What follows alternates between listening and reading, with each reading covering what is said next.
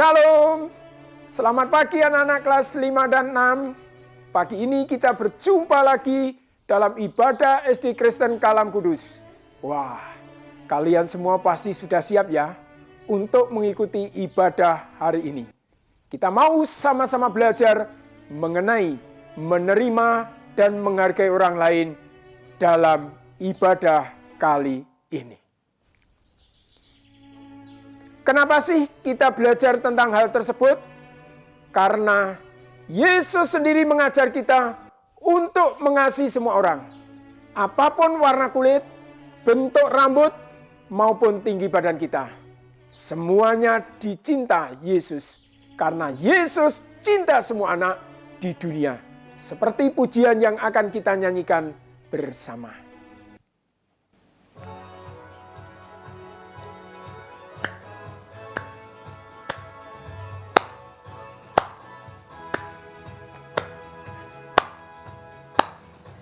Yesus cinta semua anak di dunia.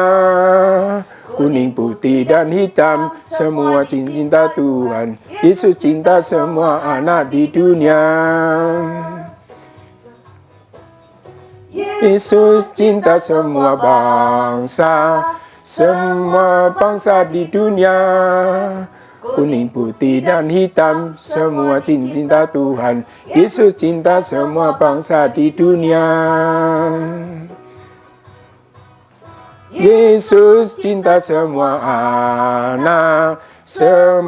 anak di dunia. Kuning, putih, dan hitam, semua dicinta Tuhan. Yesus cinta semua anak di dunia.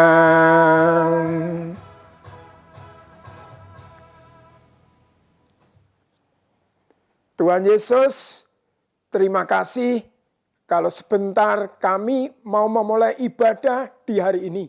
Biarlah Tuhan, Engkau akan jamah kami, Engkau akan urapi kami.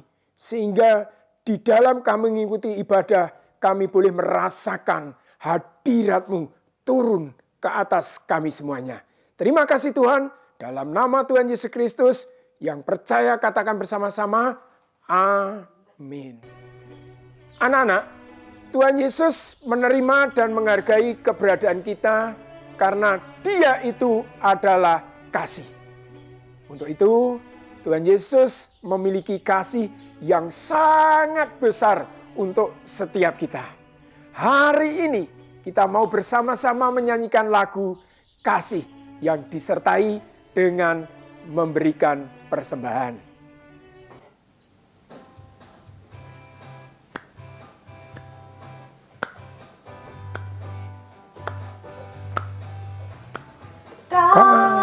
K-A-S-I-H, K-A-S-I-H,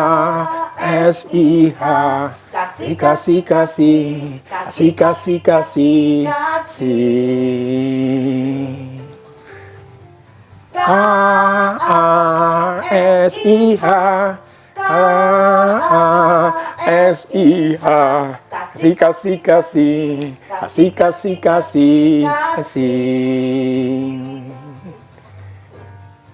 Kasih itu sabar, tidak suka marah-marah, sayang pada teman, seperti kasih Yesus. K-A-S-I-H, K-A-S-I-H, kasih, kasih, kasih, kasih, kasih, kasih, kasih. K-A-S-I-H, K-A-S-I-H, kasih, kasih, kasih, kasih, kasih, kasih, kasih. Kasih itu sabar, tidak suka marah-marah, sayang pada teman, seperti kasih Yesus. Kasih itu sabar, tidak suka marah-marah, sayang pada teman, seperti kasih Yesus.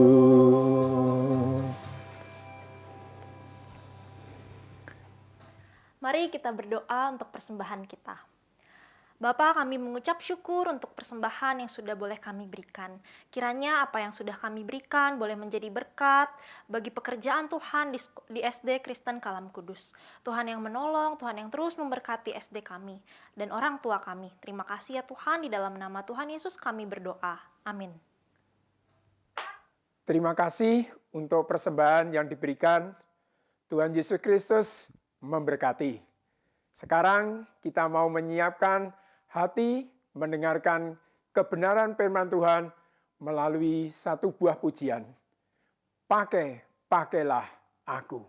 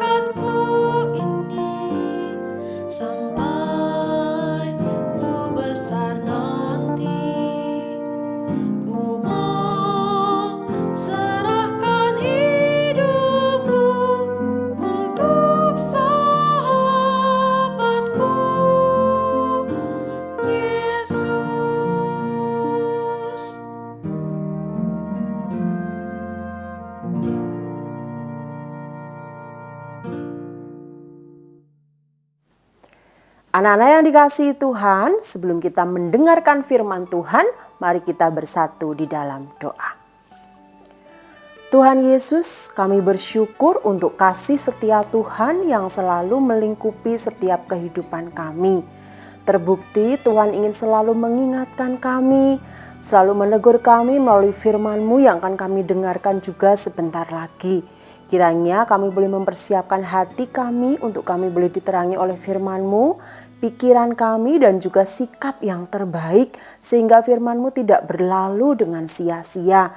Kami semua boleh menghormati, menghargai waktu ini untuk kami boleh bersungguh-sungguh menerima berita firman Tuhan. Berbicaralah Tuhan, kami siap untuk mendengarkannya. Roh Kudus tolong kami supaya kami bisa mengerti dan melakukannya dalam hidup kami. Dalam nama Tuhan Yesus kami berdoa. Amin. Bacaan firman Tuhan hari ini terambil dari Kisah Para Rasul 17 ayat 22 sampai 34. Mistia tidak akan membacakannya semua buat kita. Nanti kalian bisa membaca lagi di rumah ya. Kisah Para Rasul 17 ayat 22 sampai 34. Nanti beberapa akan Miss bacakan sambil kita mendengarkan cerita firman Tuhan. Nah, judul renungan kita hari ini adalah accept dan respect atau menerima dan menghormati. Siapa? Orang lain. Orang-orang di sekitar kita. Kita harus menerima mereka, menghormati mereka. Bagaimana, Miss? Apa yang harus kita lakukan? Kita akan melihat kisah dari Rasul Paulus yang tertulis tadi di kitab Kisah Para Rasul 17 ayat 22 sampai 34. Sementara ayat 16, sementara Paulus menantikan mereka di Athena, sangat sedih hatinya karena ia melihat bahwa kota itu penuh dengan patung-patung berhala. Rasul Paulus pergi ke Athena, sebuah kota. Ketika dia sampai di sana, firman Tuhan katakan hatinya sangat sedih. Karena Rasul Paulus melihat begitu banyak patung-patung berhala yang mereka sembah. Di dalam pengertian aslinya, Rasul Paulus bukan sedih, tapi dia marah. Paulus juga jijik melihat orang di Athena semua berbuat dosa, menyembah kepada berhala, menyembah kepada patung. Apakah patung ada nyawanya? Tidak ada. Mau dipanggil sekeras apapun, mau diteriaki pakai apapun, tidak berfungsi patung-patung itu. Tapi seluruh orang Athena menyembah kepada berhala itu. Paulus marah. Paulus jijik melihat dosa yang mereka lakukan. Tetapi sikap Paulus kita mau lihat sekarang ya. Apakah ketika Paulus itu marah kemudian Paulus teriak-teriak? Terus patungnya itu tendang-tendang gitu sambil nunjuk-nunjuk, ini salah, ini salah.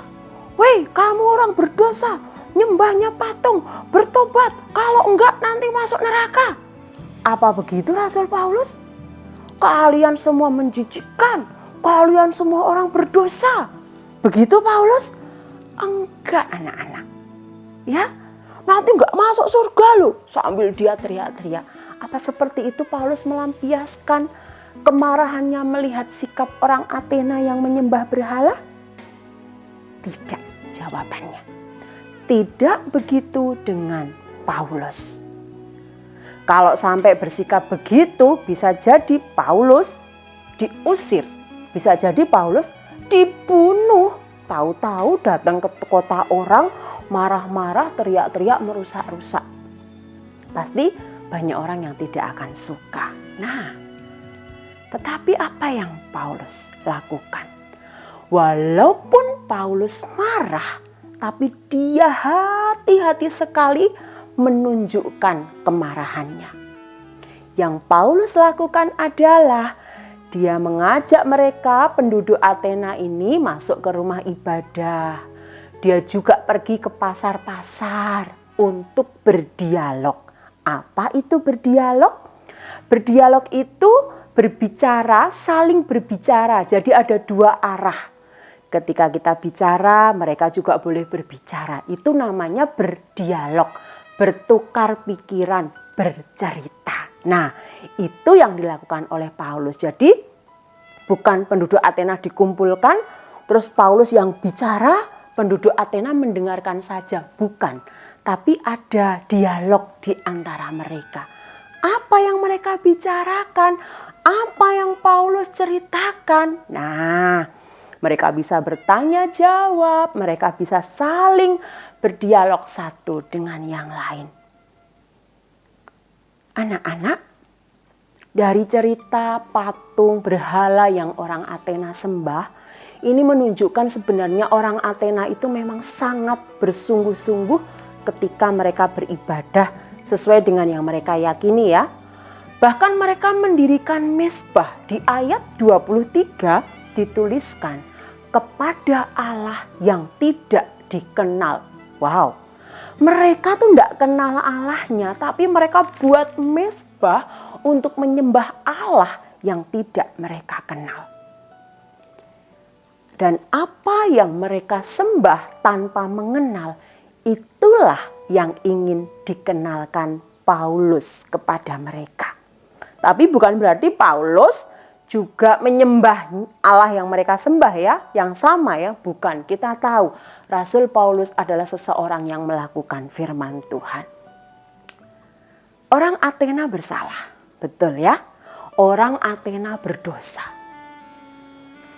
Mereka menyembah berhala, mereka menyembah patung, dan itu menjijikkan sekali. Itu jahat sekali. Jikalau manusia memang melakukan kesalahan, maka hukuman patut diberikan. Betul ya? Kalau orang bikin salah pasti dikasih hukuman. Itu keadilan ya.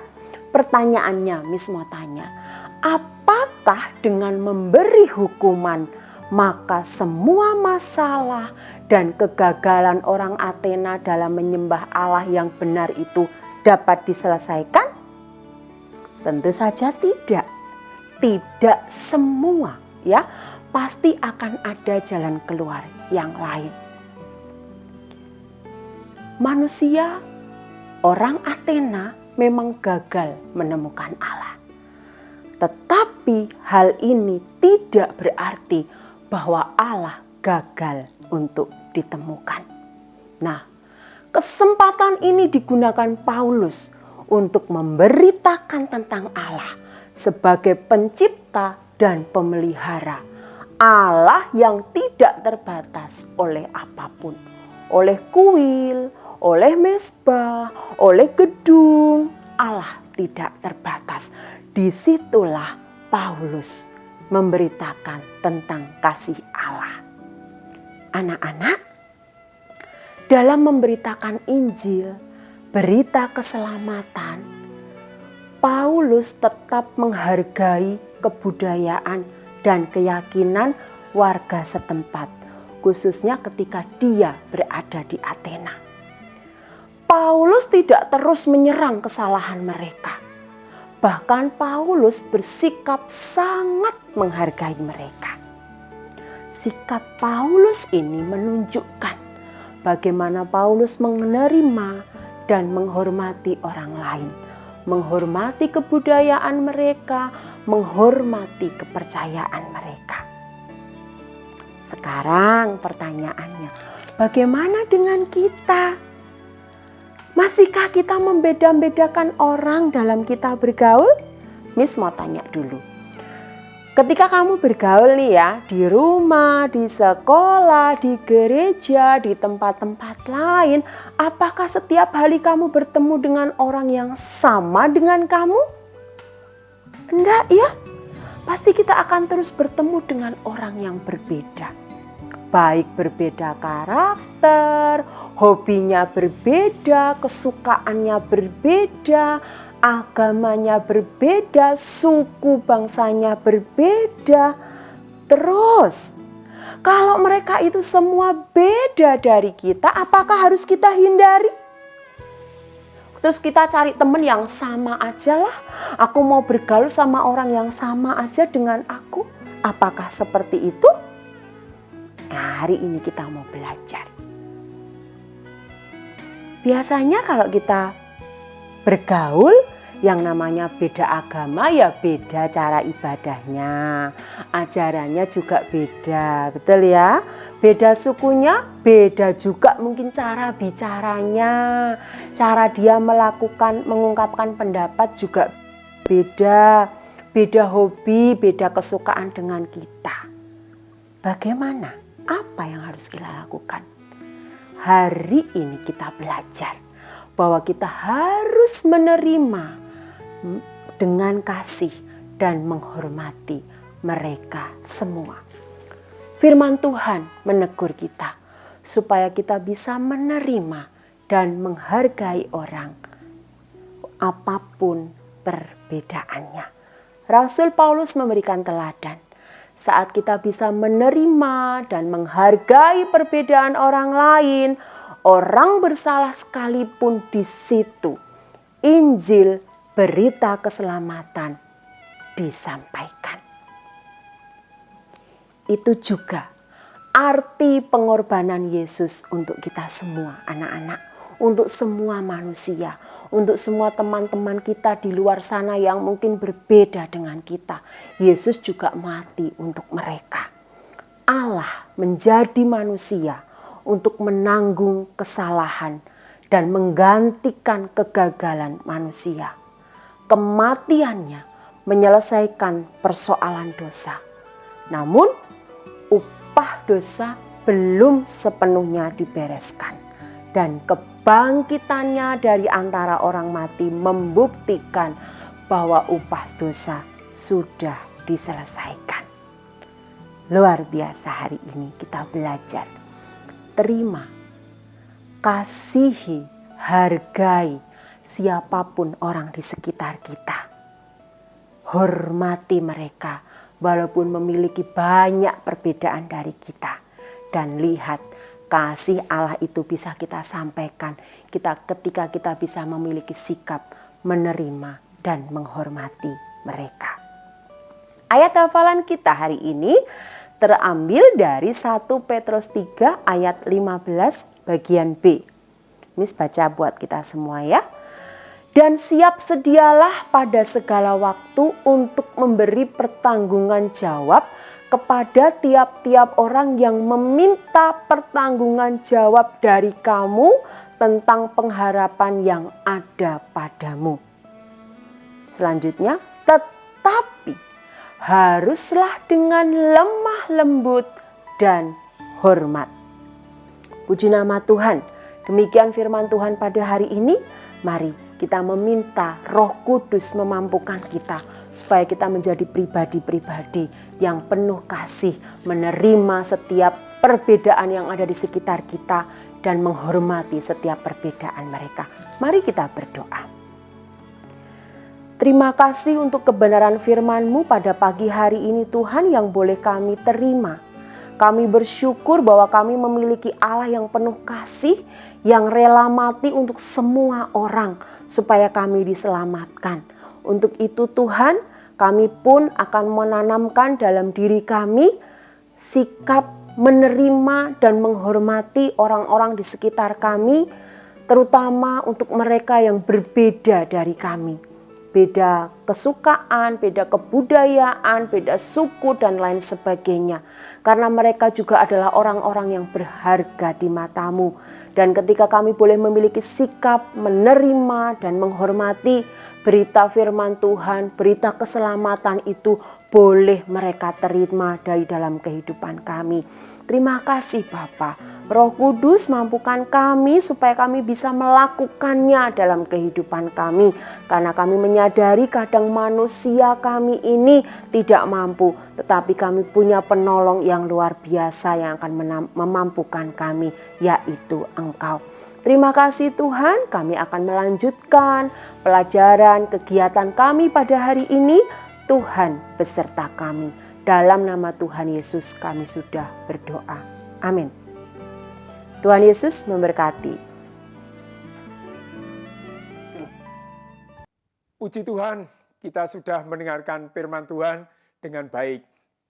Kita mau sama-sama belajar untuk menerima dan menghargai sesama kita. Karena Tuhan juga sudah melakukan hal yang sama pada setiap kita. Sebelum mengakhiri ibadah, kita mau sama-sama bangkit berdiri dengan sikap sempurna dan tangan kanan di dada, kita menyanyikan lagu Mars Kalam Kudus.